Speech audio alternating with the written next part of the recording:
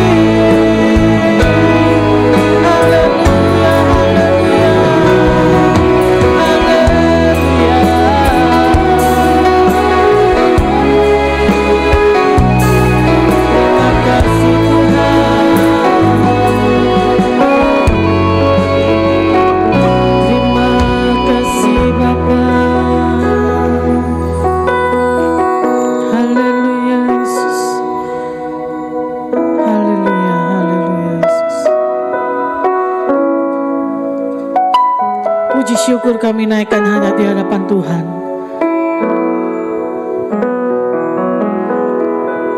Siang hari ini Tuhan, kami membawa setiap sorak-sorai kami, pujian kami, penyembahan kami yang terbaik hanya kepada Tuhan. Karena kami tahu Engkau yang layak terima pujian kami, Engkau yang layak terima semua sembah kami Tuhan. Kami ingin memberi yang terbaik dari hidup kami untuk menyenangkan hati Tuhan. Engkau yang layak terima semuanya itu Tuhan. Kami siap siang hari ini bersorak-sorai meninggikan nama Tuhan. Mari katakan sama-sama yang siap mengatakan amin. Sorak-sorai puji Tuhan. Haleluya. Puji Tuhan. Puji Tuhan. Siapa yang siang hari ini merasakan kebaikan Tuhan? Dia Allah yang baik dari dulu sekarang sampai selama-lamanya. Haleluya.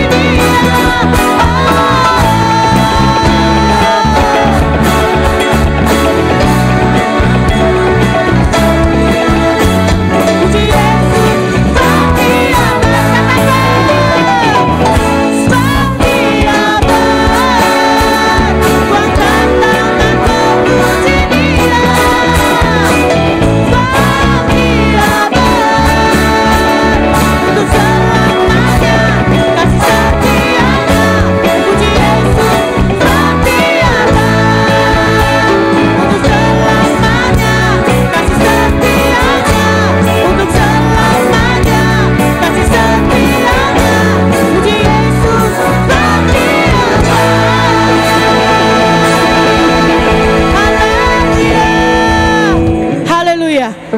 Teman-teman percaya kalau Tuhan kita adalah Tuhan yang baik. Amin. Amin. Katakan amin. Haleluya. Glory bagimu Tuhan.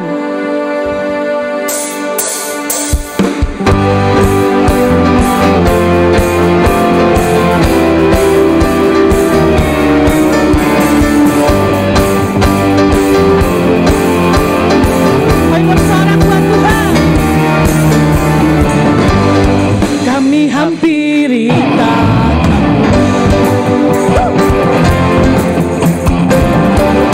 masuk ke bang pujian dengan syukur, persembahkan segenap untuk rayakan kemuliaan-Mu.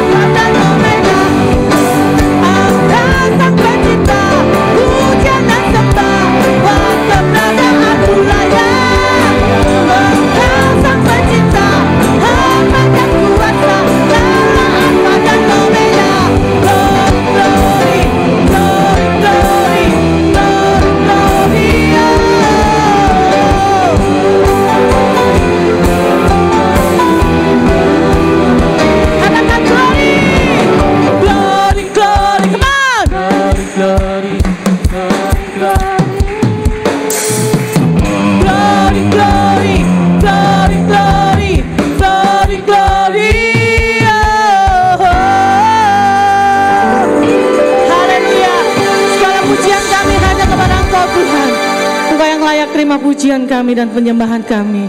Haleluya Yesus, terima kasih Tuhan. Terima kasih.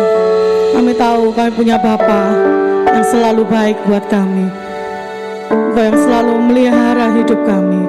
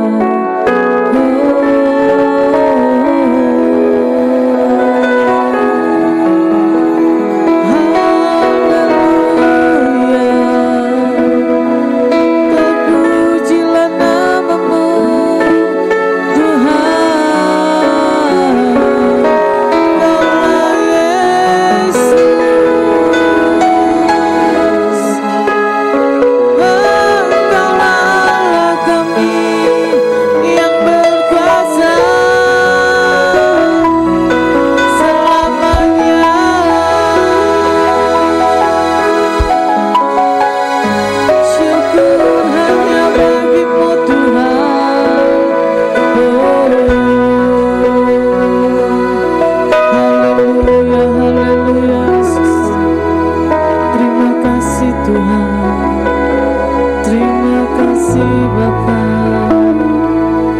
Haleluya, Yesus. Terpujilah namamu, terpujilah Engkau Tuhan.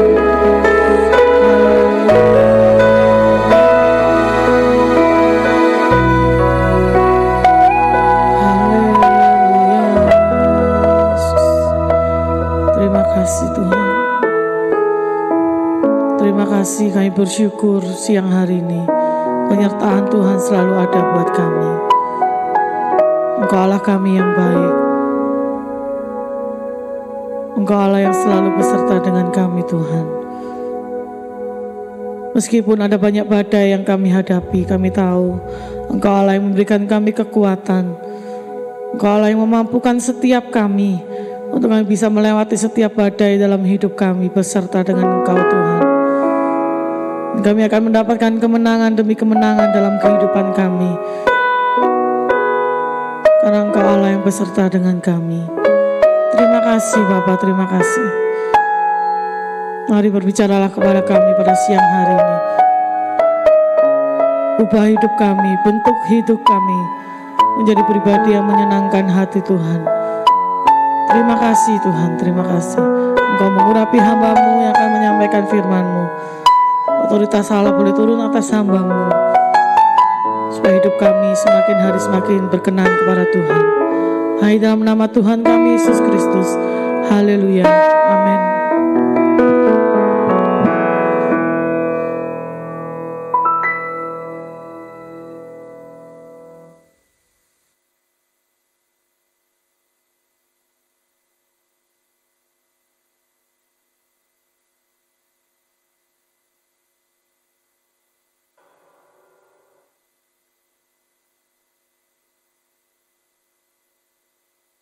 Cek. Ya, shalom. Kurang sangat. Shalom anak muda. Toleh kanan kirinya katakan shalom. Walaupun nggak kelihatan nggak apa ya. Shalom, shalom gitu ya. Oke. Jadi siang hari ini sama-sama kita belajar. Kita sama-sama belajar ya tentang satu topik, satu tema, satu kebenaran firman Tuhan yang judulnya adalah bejananya. Katakan bejananya. Bejananya. Oke. Kita hari ini akan belajar sama-sama tentang bejananya ya. Jadi hari ini saya akan sampaikan ke teman-teman semua tentang yang namanya hal ini saudara ya. Jadi kita mengerti salah satu identitas kita semua yang ada di sini, tentang kalau kita ini adalah bejananya Tuhan. Katakan bejananya Tuhan. Bejananya Tuhan ya. Nah, satu identitas itu berbicara tentang siapa diri kita ya. Tentang value diri kita seperti apa ya. Identitas kita itu menentukan apa, bagaimana cara kita memandang diri kita sendiri, dan bagaimana cara kita bersikap, berkelakuan, berpikir gitu. Jika kita memiliki identitas yang benar, jika kita memiliki pandangan bahwa kita ini adalah bejananya Tuhan gitu ya. Kita lihat sama-sama apa yang akan kita dapat dan apa yang akan kita terapkan dalam kehidupan kita sehari-hari ya. Oke. Jadi bejananya itu adalah salah satu identitas kita ya. Katakan identitas. Identitas ya. Nah, bejana sendiri dalam Kamus Besar Bahasa Indonesia itu artinya benda berongga yang dapat menampung cairan atau serbuk, digunakan sebagai wadah. Sama halnya dengan periuk ya saudara, kayak gitu. Kok saudara ya, teman-teman. Oke. Kita baca sama-sama dalam Yeremia 18 ayat yang pertama sampai ayat yang ke-6. Oke. Ya, yang ketemu katakan yes. Oke, belum ketemu berarti. Yeremia 18 ayat yang pertama sampai yang ke-6 ya. Oke. Kita baca bergantian supaya semuanya bisa paham tentang isinya gitu ya. yang baca ayat ganjil, yang bulan lahirnya ganjil. Yang baca ayat genap, yang bulan lahirnya genap. Tahu bulan lahirnya semua kan? Ada yang nggak tahu? Oh ya, wis ya. Seingatnya aja lah, seingatnya ya. Jadi ayat ganjil dibaca sama bulan kelahiran ganjil, ayat genap dibaca sama bulan kelahiran genap. Oke? 1, 2, 3. Firman yang datang dari Tuhan pada Yeremia.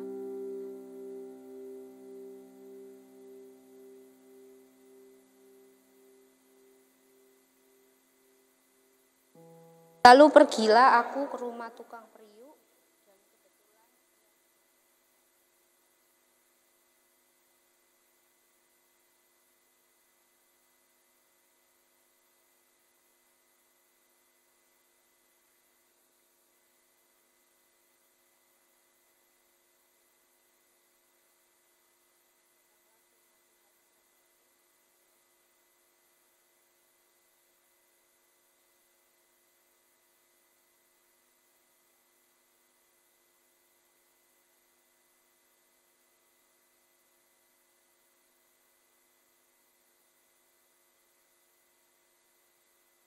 Amin ya. Oke. Jadi perikop ini diambil dari kitab Yeremia. Yeremia itu adalah salah satu nabi di zaman Perjanjian Lama ya. Ya teman-teman ya. Kalau kita belajar tentang sedikit sejarah zaman itu, jadi Nabi Yeremia ini nabi yang diutus untuk memberitahu dan menyatakan kepada bangsa Israel tentang nubuatan bahwa mereka akan dibuang ke Babel ya. Jadi Nabi Yeremia itu hidup di zaman 4 raja ya. Saya lupa saya nyatet atau enggak. Ya pokoknya, dan Nabi Yeremia juga terus memperkatakan kepada bangsa Israel kalau misalkan mereka itu akan dibuang ke Babel. Kenapa mereka dibuang ke Babel ya? Kalau kita baca kitab-kitab sebelumnya itu dikatakan bahwa bangsa Israel ini bangsa yang degil hati ya, degil, yang tegar tengkuk gitu ya.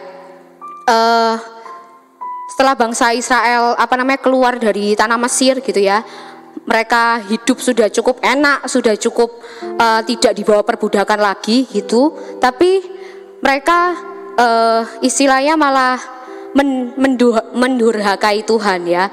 Mereka menyembah Allah-Allah lain, bukan Tuhan ya. Mereka membawa persembahan yang tidak benar di hadapan Tuhan, kayak gitu. Nah itu alasan kenapa Nabi Yeremia ini diutus kepada bangsa Israel saat itu ya. Jadi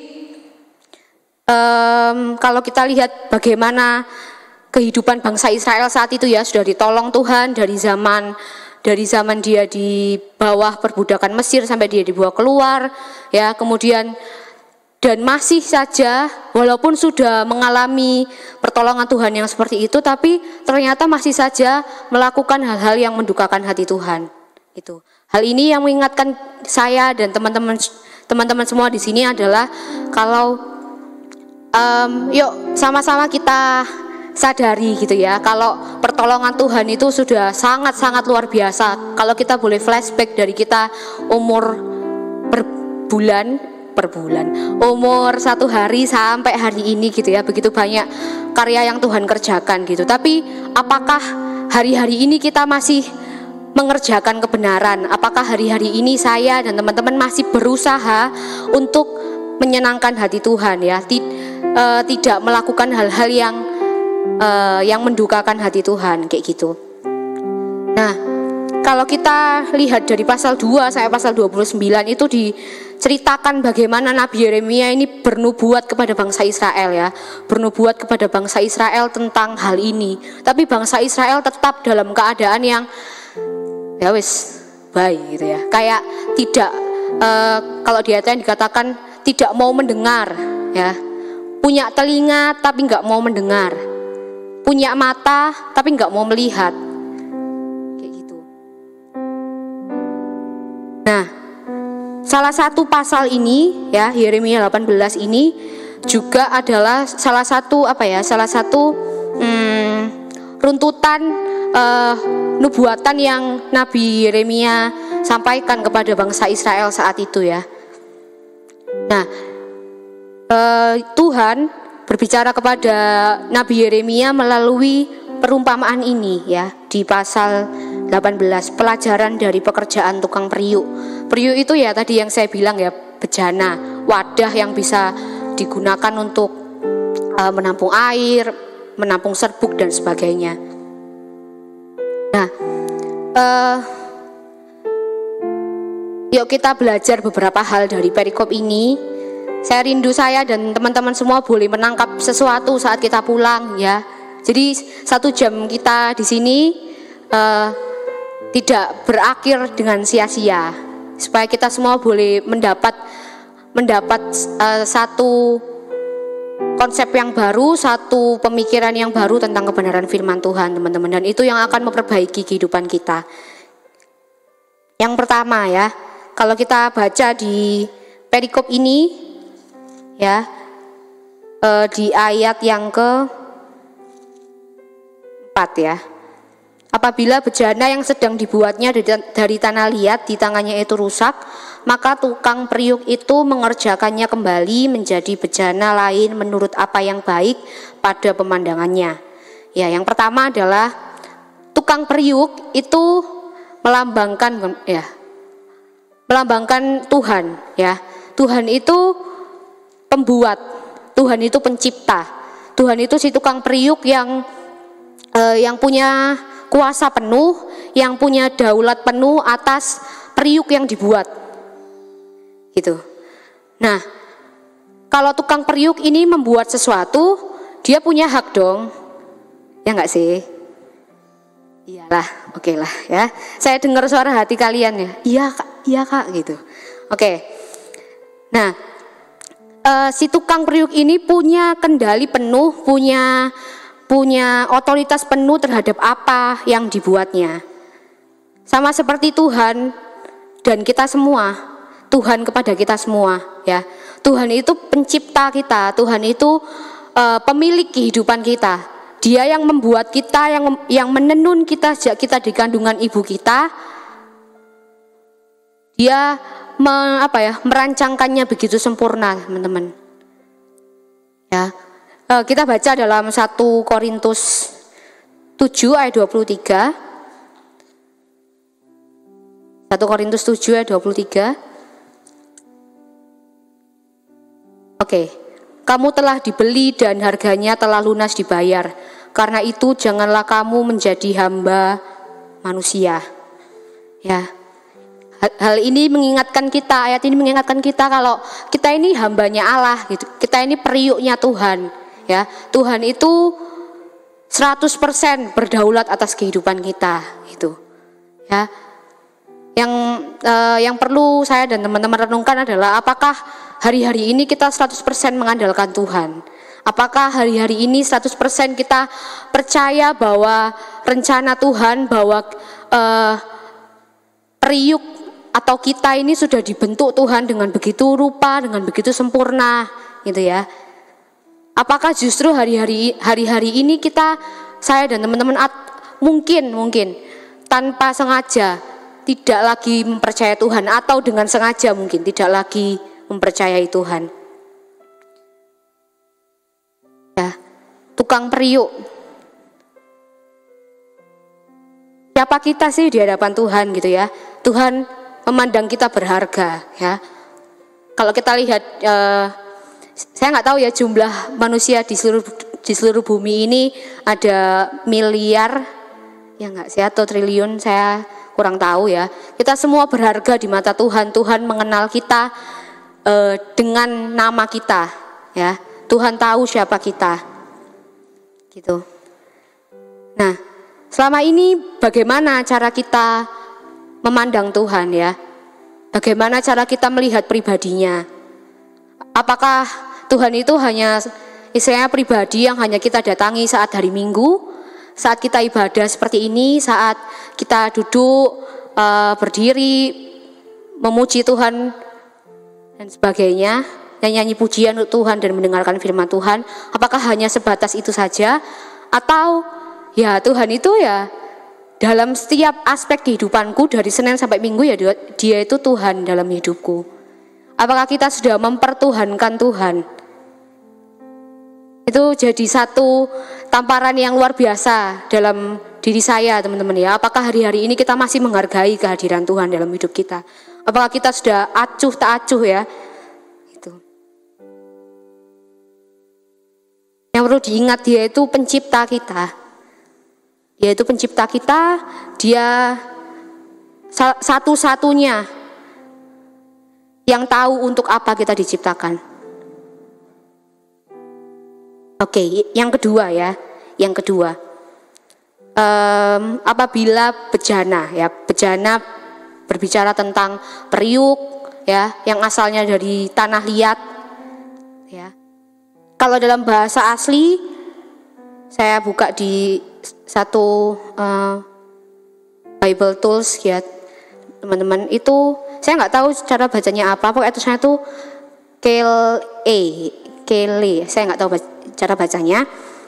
Itu artinya something prepare, sesuatu yang sudah dipersiapkan dengan matang. Bejana itu artinya sesuatu yang sudah dipersiapkan dengan matang, dengan sempurna, dengan baik.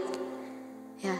Hal ini mengingatkan kita semua, saya juga secara pribadi, kalau kita ini sudah dipersiapkan Tuhan, sudah dibentuk Tuhan, something prepare yang very very well, sangat-sangat baik. Gitu. Nah, sebagai ciptaan, sebagai periuk yang dibentuk seyogyanya, tahu seyogyanya ya? Atau mau sebalinya atau semana ya, saya kurang tahu ya. Seyogyanya itu maksudnya seharusnya. Guyu tarek. Ya, terima kasih.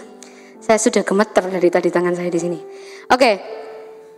Seyogyanya kita percaya kan sama Sang Pembuat kita, gitu ya.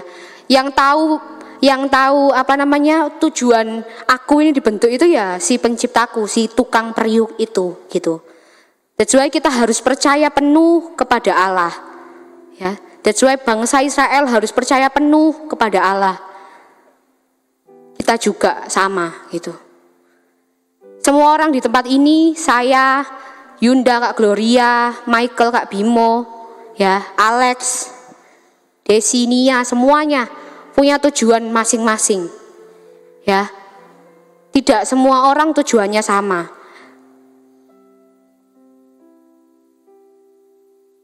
Bisa jadi mungkin sama, tapi caranya beda, jalannya beda gitu. Jadi stop compare dirimu sama orang lain.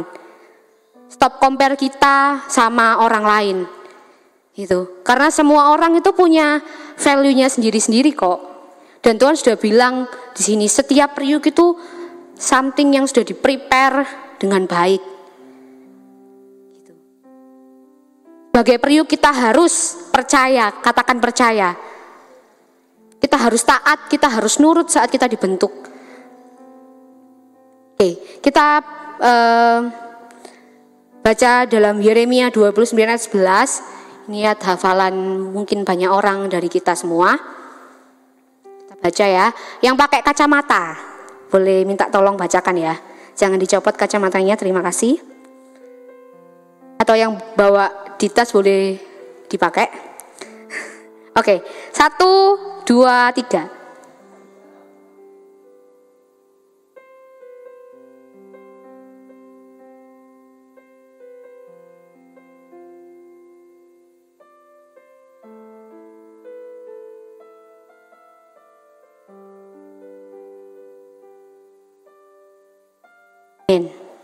Ya, Yeremia 29:11 ini sering ya dikotbahkan, disampaikan kepada kita semua ya, baik kita dengar dari sekolah minggu, dari zaman kita kaum muda sekarang, atau mungkin besok saat kita masih dikasih kesempatan Tuhan untuk kita boleh hidup sampai someday ya, gitu. Nah, Yeremia 29:11 ini tuh menguatkan siap kita kalau kita itu harusnya seperti ini loh. Kita seharusnya itu percaya kalau Tuhan itu menjamin. Katakan Tuhan menjamin. Tuhan menjamin ya. Rancangan yang ada pada Tuhan itu rancangan yang damai sejahtera, bukan rancangan kecelakaan. Nah, tapi ya teman-teman ya, kalau kita tahu keadaan saat itu, saat Nabi Yeremia berbicara ini kepada bangsa Israel. Nah, pasal Yeremia 29 itu diperkirakan itu terjadi 1 tahun atau 2 tahun setelah bangsa Israel dalam pembuangan. Jadi posisinya itu bangsa Israel itu sudah di Babel, sudah di sudah dalam perbudakan, sudah harus melayani dan sebagainya, sudah dalam keadaan yang tidak bebas. Tapi Nabi Yeremia menubuatkan ini, berbicara tentang hal ini kepada bangsa Israel, kalau Tuhan ini loh mengetahui rancangan-rancangan yang ada pada Tuhan ya. Rancangannya ya termasuk saat mereka hari itu mereka sudah dalam pembuangan. Jadi jangan dipikir keadaan bangsa Israel saat itu lagi baik, lagi enak-enak, lagi menikmati kehidupan ya, foya-foya. Enggak, mereka lagi dalam pembuangan. Tapi Tuhan berbicara seperti ini, aku mengetahui rancangan yang ada padaku, itu bukan rancangan kecelakaan. Bisa bayangin nggak perasaannya bangsa Israel ya pas dia ngomongin kayak gitu ya. Aku itu wis neng pembuangan ya kan, dia ngomongin kayak gini, apa buktinya gitu ya. Tapi ya itu yang terjadi ya.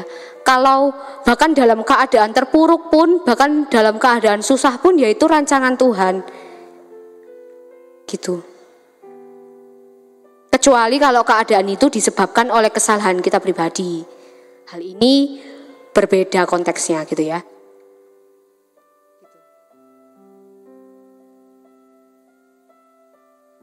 Kita sebagai periuk dan bejana harusnya punya satu pemahaman ini gitu ya. Apapun yang terjadi dalam kehidupan kita itu seizin Tuhan, katakan seizin Tuhan. Baik, buruk, gelap, terang, semuanya seizin Tuhan. Terus yang ketiga ya, yang pertama kan Tuhan itu ibarat tukang periuk. Yang kedua, kita ini sebagai bejana, something yang sudah di-prepare dengan baik. Terus yang ketiga, tukang periuk memproses, membentuk bejana untuk tujuan tertentu ya, untuk tujuan tertentu. Segala sesuatu yang dibuat ada tujuannya ya. Kita buat apa? Botol ini dibuat untuk nampung cairan. Terus mikrofon ini dibuat untuk memperkeras suara ya. Masker ini dibuat supaya kita tidak menyebarkan dan menerima virus dan sebagainya. Gitu. Ya sama halnya dengan periuk dibuat itu punya tujuannya. Sama halnya dengan kita dibuat itu punya tujuan. Ya, apakah hari-hari ini kita sudah cari tahu ya, sudah mulai memikirkan hal ini? Apakah hari-hari ini kita sudah mulai istilahnya itu cari apa sih yang aku bisa lakukan untuk Tuhan? Apa sih yang aku bisa lakukan untuk kita berdampak buat orang lain? Ya. Tentu kita diciptakan untuk memuliakan Tuhan ya. Kok kenapa sih Tuhan itu harus dimuliakan? Apakah dengan manusia memuliakan Tuhan, kemuliaan Tuhan bertambah? Enggak teman-teman. Tuhan itu ya sudah maha mulia. Kita memuliakan Tuhan bukan untuk menambah kemuliaan Tuhan, tapi kita memuliakan Tuhan karena memang Dia yang layak dimuliakan.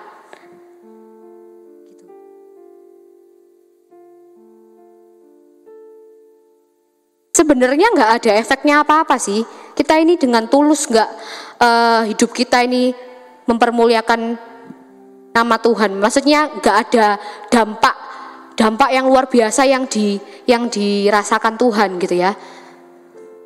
Tapi ya kita ini loh harus sadar, saya sadar kalau kita ini hidup kita mempermuliakan nama Tuhan ya karena Dia yang menciptakan kita gitu. Dan semuanya kita diciptakan untuk tujuan yang mulia, sebagai perabot yang mulia. Tidak ada satupun dari saya dan teman-teman semua yang diciptakan tanpa tujuan yang mulia. Tujuan yang mulia ya setiap orang mungkin berbeda-beda ya. Maksudnya caranya kita melakukan apa yang kita kerjakan untuk mempermuliakan nama Tuhan mungkin caranya beda-beda, mungkin pekerjaan yang harus kita lakukan beda-beda ya. Tapi semua orang punya tujuan ini, teman-teman. Yuk sama-sama kita, walaupun kita masih muda ya, kayak kok terlalu berat banget sih, Kak. Aku ini masih ya, ada yang SMP mungkin, atau ada yang SMA, atau mungkin saya yang masih kuliah, terus ada yang kerja sambil kuliah dan sebagainya. Kok terlalu soro banget gitu ya? Enggak. Tuhan tuh enggak yang minta yang muluk-muluk kita harus semuanya jadi pengkhotbah ya, jadi pemain musik, main tamborin, singer WL dan sebagainya. Enggak harus jadi presiden, harus jadi apa biar bisa ngubah Indonesia dan sebagainya. Enggak, Tuhan pakai kita itu dari hari ke hari, day by day ya. Apapun yang kita putuskan, apapun yang kita kerjakan, apapun yang kita perkatakan, apakah itu mempermuliakan nama Tuhan. That's why kita ini sebelum kita marah, kita harus mikir dulu, apakah hal ini tuh benar nggak sih sebelum kita marah-marah, maksudnya ya. Sebelum kita berbuat sesuatu, mengambil keputusan sesuatu, kita mikir dulu apakah ini mempermuliakan nama Tuhan atau enggak. Kayak gitu. Yang keempat, jika bejana itu rusak, maka tukang periuk memproses ulang. Ya, di ayat 4 dikatakan bahwa bejana itu rusak, maka tukang periuk itu mengerjakan kembali menjadi bejana yang lain. Ya, kalau kita belajar, periuk itu kan dibuat dari tanah liat kan, yang memiliki tekstur yang lumayan mudah untuk dibentuk. Tergantung kepada kandungan air yang di dalamnya ya. Kalau kandungan airnya cukup banyak ya biasanya dia lebih lemes apa ya? Lebih lentur. Ya itulah, lebih fleksibel. Kok lemes ya? Enggak lemes teman-teman ya, kayak gitu. Nah, tapi pada prakteknya ada beberapa tanah liat, ada beberapa bahan baku periuk atau kita di sini atau saya ya, yang kandungan airnya ini kurang sehingga susah dibentuk, angel gitu ya, karena begitu keras, begitu degil, susah. Nah, kalau saat kita dibentukkan kayak bikin gerabah gitu loh, ya kan? Itu kan di brokno itu di apa ya? Dijatuhkan terus di kremes gitu ya. Aduh, apa sih bahasa Indonesianya? Itulah pokoknya ya. Paham kan maksudku kan, diputer-puter dan sebagainya. Nah, kalau bentuknya kan itu kan enggak boleh lama-lama ya. Soalnya kalau terlalu lama nanti kan kering. Nah, itu nanti prosesnya itu diulang-ulang. Terus kalau misalkan ada yang beliut, what is the meaning of beliut ya? Menceng, miring ya, itulah pokoknya ya. Saya pas bahasa Indonesia kemana ini ya, kok nggak masuk paling ya. Nah, proses itu kalau saat kita tidak sesuai dengan something prepare yang sudah ditujukan kepada kita, itu kita itu diulang lagi teman-teman ya, dibanting lagi, diputer-puter, dikremes-kremes dan sebagainya. Nah, hal ini tuh berbicara tentang proses, katakan proses ya.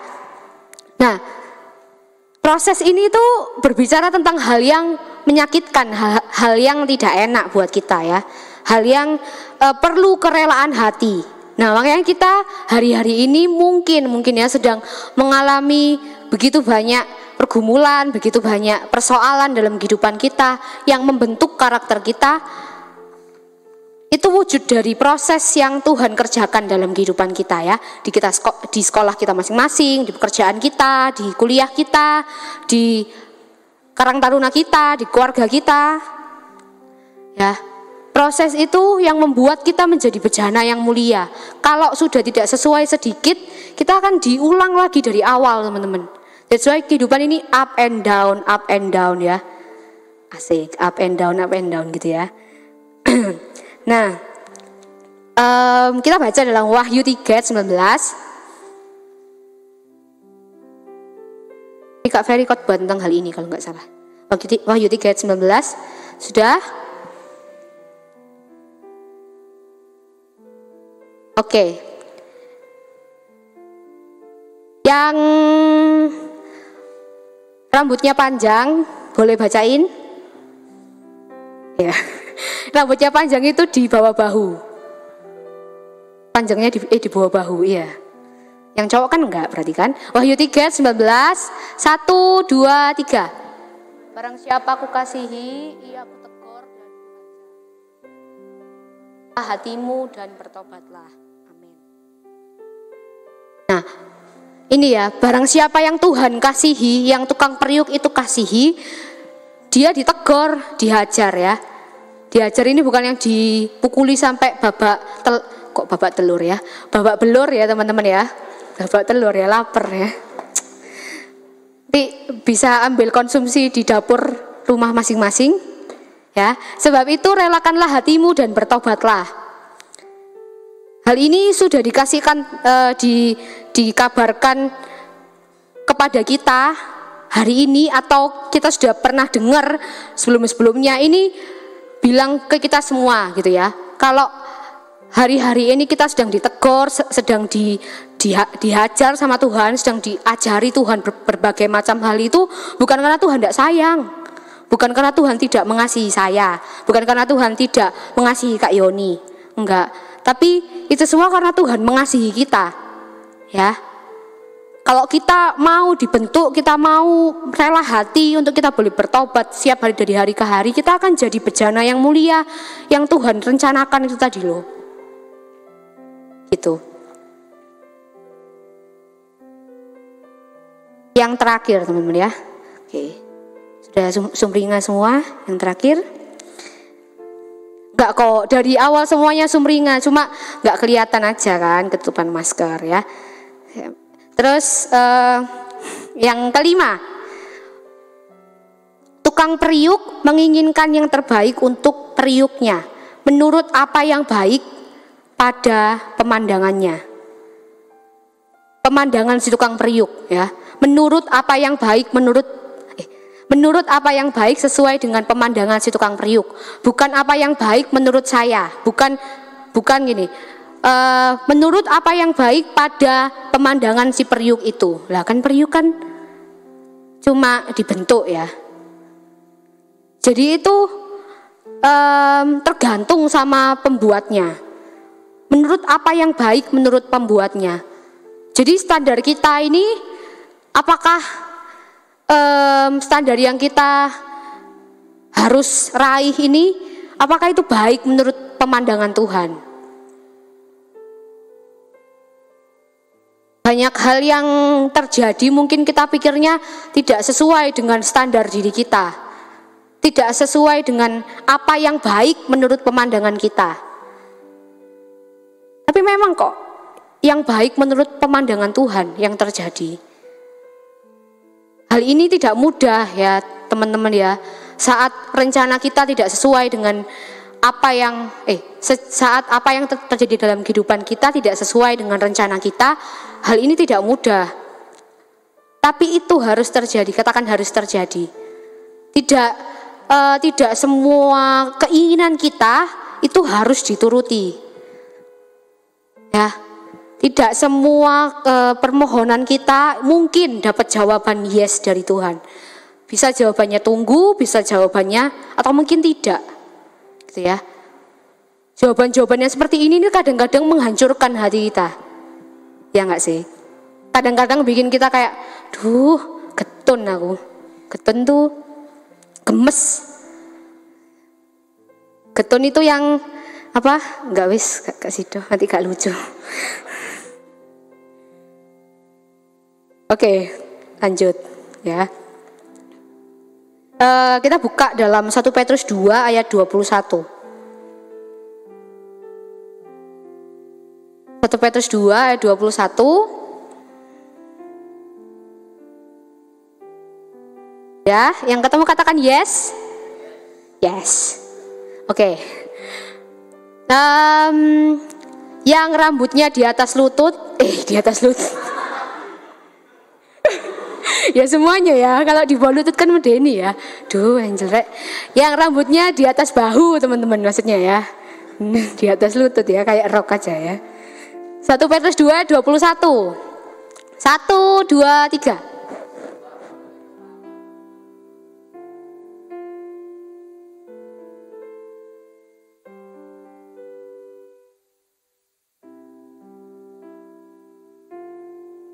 Oke.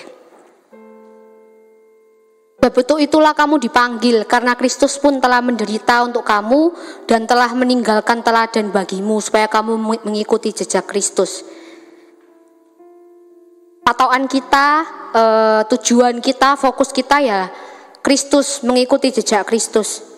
Ya, Kristus dalam kehidupannya di dunia ini bukan enak-enak, teman-teman ya. Selama dia hidup 33,5 tahun, Kristus mengalami banyak sekali hal, ya, ditolak, diludahi, berdebat banyak ya, sudah nolong tapi malah dihakimi dan sebagainya. Banyak hal yang Kristus alami. Mungkin hari-hari ini kita mengalami banyak hal, beberapa hal yang membuat kita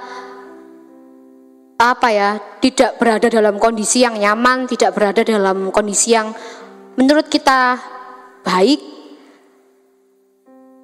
Ya, yuk sama-sama kita balik lagi ke tadi yang sudah saya sampaikan ya.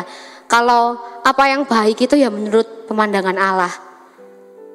Sama-sama kita minta kekuatan Tuhan untuk kita boleh mengerti hal ini gitu ya teman-teman ya. Karena hal ini tidak mudah, tidak semua orang yang mendengar hal ini bisa menerapkan dengan baik. Mungkin harus jatuh bangun, mungkin harus berusaha.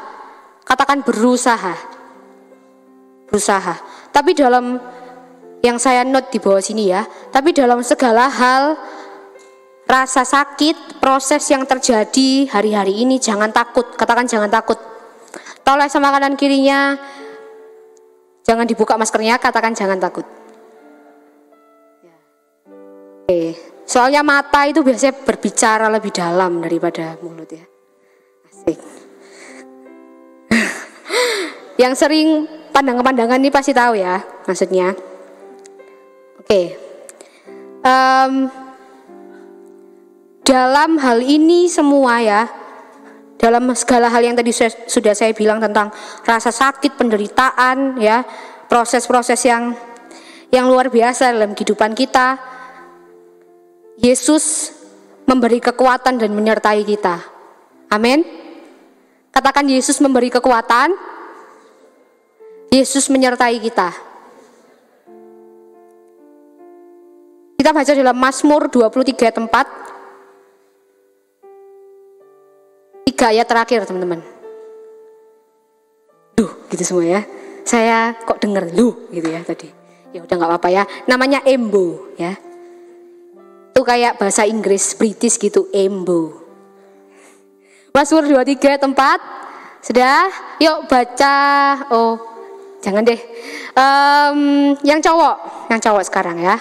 Yang cowok bacakan. Mazmur 23:4. 1, 2, 3.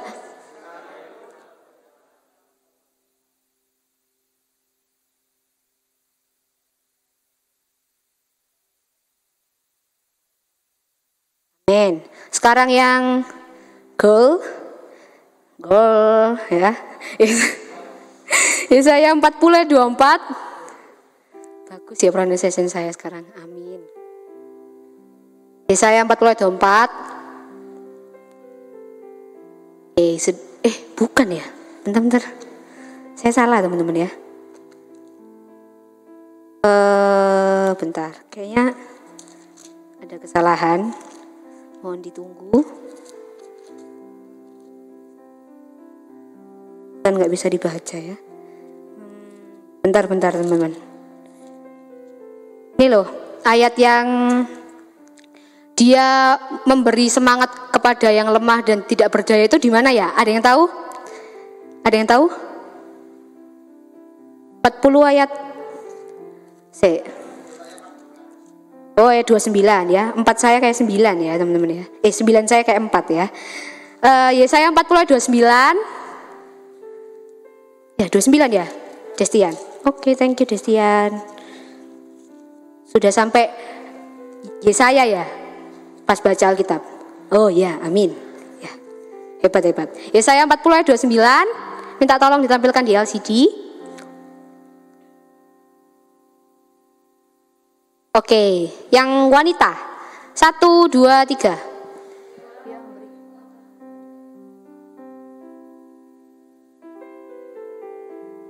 Oke, ini 2 ayat yang menjadi kekuatan kita hari-hari ini teman-teman ya. Apapun yang terjadi, kuat, semangat ya. Dia yang memberi kekuatan kepada kita. Oke, setelah kita melalui proses-prosesnya, hasilnya apa sih yang akan kita dapat gitu ya. Yakobus 1 ayat 12 ayat terakhir. Benar-benar terakhir, paling-paling terakhir. Yakobus 1 ayat 12. Sudah. Kita baca sambil stand up asik. Sambil berdiri ya.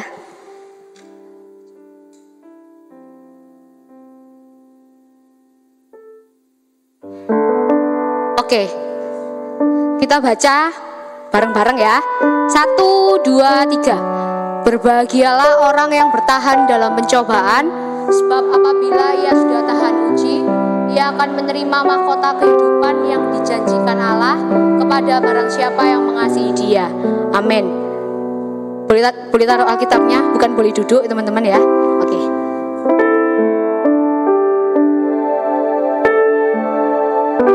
Oke, yuk sama-sama kita merenungkan kebenaran firman Tuhan yang sudah sama-sama kita dengar teman-teman. Sama-sama kita introspeksi diri kita. Apakah hari-hari ini kita sadar kalau kita ini adalah bejananya Tuhan dan kita sudah berusaha untuk melakukan yang terbaik buat pencipta kita. Bukan karena kita layak teman-teman, tapi karena Tuhan yang melayakkan kita untuk kita boleh ada sampai hari ini.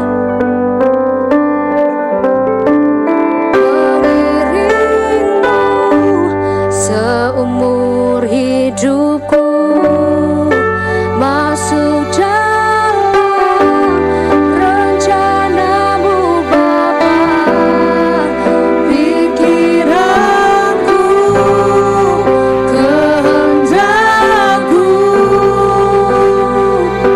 ku serahkan padamu, harapanku hanya di dalam